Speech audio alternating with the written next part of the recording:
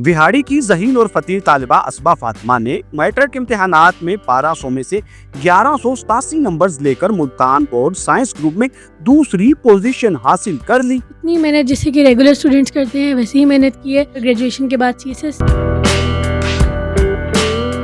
Matric result 2025 Multan board में असबा आपने science group में दूसरी पोजीशन हासिल की है और मुल्तान बोर्ड में ओवरऑल तीसरी पोजीशन हासिल की है। मैं ये जानना चाहूँगा आपने कितने मार्क्स हासिल किए हैं और इस गोल को अचीव करने के लिए कितनी मेहनत की?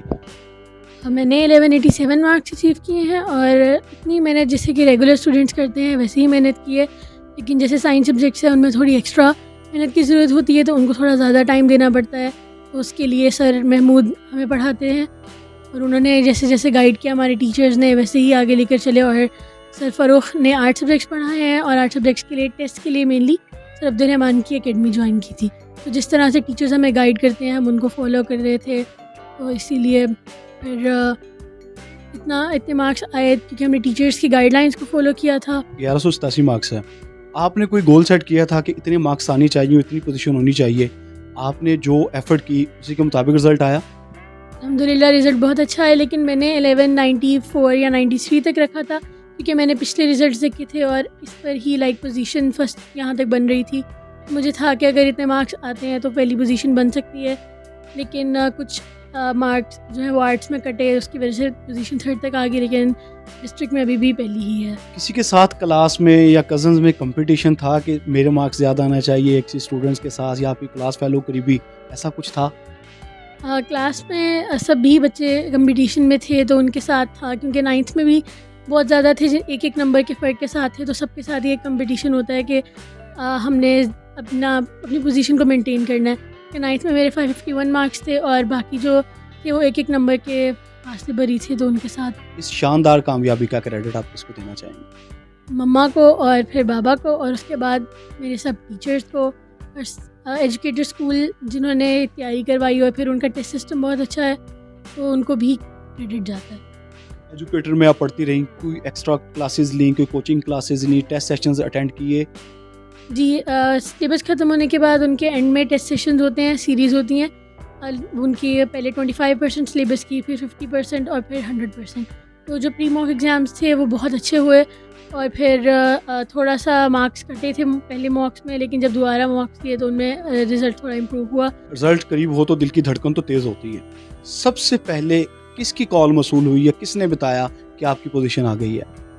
मैं उस वक्त एकेडमी में थी और तब बाबा वहाँ पर आए और उन्होंने आकर बताया कि आपकी 3rd पोजीशन है। तो फिर उन्होंने सर को बताया था और फिर सर ने आकर मुझे बताया। फैमिली के क्या एक्सप्रेशंस थे, क्या इमोशंस थे जब ये सुना कि आपने बोर्ड में अच्छी पोजीशन ले ली है? अल्हम्दुलिल्लाह सब लोग बहुत ज़्यादा खुश थे और टीचर्स बहुत ज़्यादा खुश थे, क्योंकि जब आप पोजीशन को मेंटेन रखते हैं तो टीचर्स को ज़्यादा खुशी होती है। सेलिब्रेशन हुई घर में, कोई वादा हुआ हो, कोई गिफ्ट का, कोई प्राइज़ का? जी, सब लोगों ने किया, उसे सेलिब्रेट भी किया और मुझे गिफ्ट भी मिला, फ़ोन मिला और बाबा ने वादा किया था कि गाड़ी ड्राइव करने की इजाज़त मिल जाएगी आपको। गाड़ी मिलेगी या ड्राइव करने की इजाज़त? ड्राइव करने की इजाज़त, अभी मैं अंडर एज हूँ तो अभी गाड़ी तो नहीं मिल सकती, तो ड्राइव करने की इजाज़त मिली। सब कोई सब्जेक्ट ऐसे होते हैं, बोरिंग होते हैं, जिनको हाथ लगाते नींद आना शुरू हो जाती है, कि आपके साथ भी कोई ऐसा चक्कर था? बायो था जो मुझे थोड़ा बोरिंग लगता था क्योंकि मेरा बायो में ज़्यादा इंटरेस्ट नहीं था, इसीलिए उसमें थोड़ा ज़्यादा मेहनत करनी पड़ती थी और ज़्यादा टाइम बायो को देना पड़ता था। इस चैलेंज से कैसे नबरद आजमा होती थी आप? फिर ये होता था कि बायो में ज़्यादा टाइम और उसको ज़्यादा याद करना पड़ता था और बाकी सब्जेक्ट से हटकर एक्स्ट्रा टाइम बायो को देना पड़ता। आप सिर्फ अपनी पढ़ाई पर तवज्जो रखती थी या घर में भी मामा का हाथ बटाती रही हैं या किताबी कीड़ा बनी रही? नहीं, मैं किताबी कीड़ा नहीं थी, हम एक्स्ट्रा करिकुलर्स में भी इन्वॉल्व हूँ मैं, और पढ़ाई को भी वैसे ही नॉर्मली साथ साथ लेकर चला। आपका फेवरेट सब्जेक्ट कौन सा है और क्यों है? मेरा फेवरेट सब्जेक्ट मैथ्स है, क्योंकि मैथ्स जो है वो बहुत इजीली हो जाता है। अगर एक दफ़ा आपको फार्मूलाज वगैरह याद हो जाएं तो इजीली आप उनको सॉल्व करते हैं और एक ही फ्लो में फिर वो होते जाते हैं। और मतलब मैथ सबसे इजी सब्जेक्ट मुझे लगता है, इजीली हो जाता है, उस पर कम टाइम लगाना, और इसमें डेफिनेशंस कम थी तब तो आसानी से हो जाता था, थ्योरी कम होती है एक्चुअल में उसमें।